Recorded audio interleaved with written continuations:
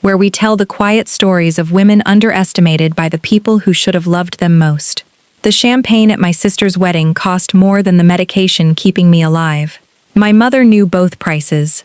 She had a spreadsheet for the flowers. She didn't have one for me. I was 19, 2 months from my library science certificate, and my kidneys were failing. I loved order, the way a book found its way back to the right shelf. My body was the one thing I couldn't file correctly.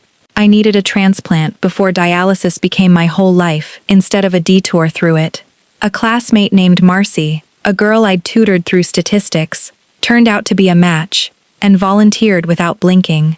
The hospital penciled us in for a Tuesday in June. I taped the date to my bathroom mirror and let myself imagine being well. I should have known better than to leave a good thing sitting out in the open in that house. My sister Vanessa was 2 years younger and had been the son since birth. That spring, the plan was her wedding. Cake tastings, a photographer flown in from 2 states away, champagne my mother could recite the price of down to the penny. Nobody ever recited the price of my medication. It just appeared on the counter, or it didn't. My surgery sat 11 days before the wedding. I thought that was fine. A family could hold a wedding and a saved life in the same June. My mother saw a scheduling problem. She brought it up while folding napkins into swans, wondering aloud whether the surgery could just move. I laughed, sure it was a joke. She kept folding. She didn't laugh back. My nephrologist didn't soften a word. My numbers were sliding. Delay the surgery, and I'd need emergency dialysis to bridge the gap. A catheter in my chest. A real chance of losing function. I'd never get back. Kidneys do not wait for weddings, she said. I wrote every word down and drove home believing facts would finally weigh something in that house. They didn't. At dinner, I read the doctor's words out loud. My mother set down her fork. 6 weeks, Susan. Your sister only gets married once. You've always been the strong one. Don't be selfish about a calendar. My father studied his plate and said nothing. The only sounds were the clock over the stove and my mother chewing, already moving on to seating charts. I was still a dependent on my father's insurance. Every surgery decision ran through his name. I asked him twice, quietly, to just make the call and hold my date. Both times, I'll talk to your mother. He never did. At the engagement party, string lights over the lawn, I finally told my mother I was scared, that the doctor had said the urgent. Twice. She turned, raised her voice just enough to carry to the nearest guests. Oh honey, don't be so dramatic. Heads turned. Someone smiled the way adults smile at a child pitching a fit. Not one person said a word for me. I'd carry that sentence for 10 years like a stone in my coat. So I waited. I pushed my surgery back 6 weeks and started dialysis in a cold room with a television bolted to the ceiling. 11 days later, I watched my sister Mary, in a dress that cost more than a car, sitting near the back in a borrowed cardigan, a hospital bracelet hidden under my sleeve. My father toasted family being everything.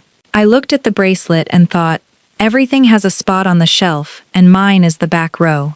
The surgery finally happened 6 weeks late, and the delay left fingerprints on everything.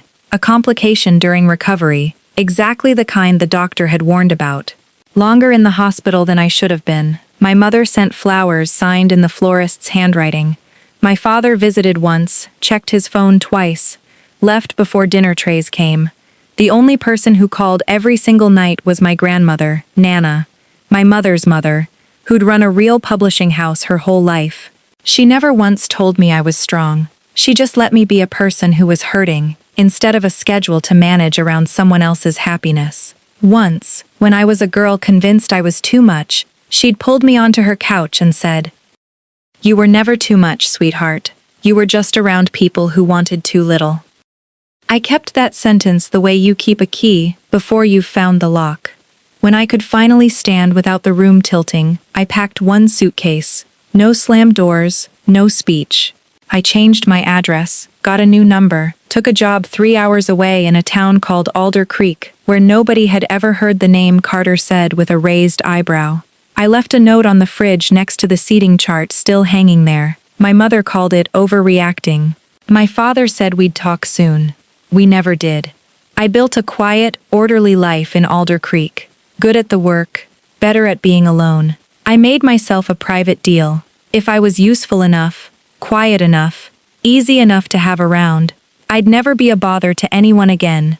I didn't yet see whose voice had written that contract. Nana kept calling, even after I moved. That winter the calls thinned, and I felt the cold before I understood the open window. When I phoned to check, my mother answered in her weather report voice. Nana was under the weather.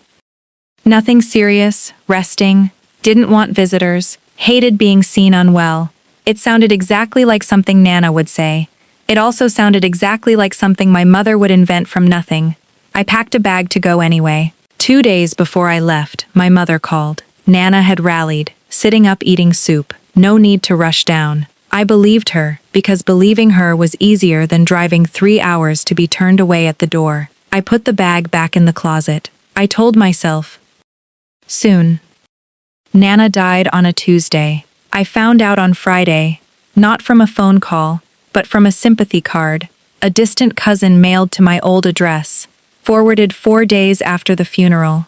There had been a service, an open casket, a room full of people who claimed to love her, and not one of them called. My mother had my number. My mother had my forwarding address, on a form I'd filled out myself. She simply decided I didn't need to be told. I drove down that weekend anyway, not to the house, never to the house, but to the cemetery. I found the fresh grave by the color of the dirt. I hadn't brought flowers.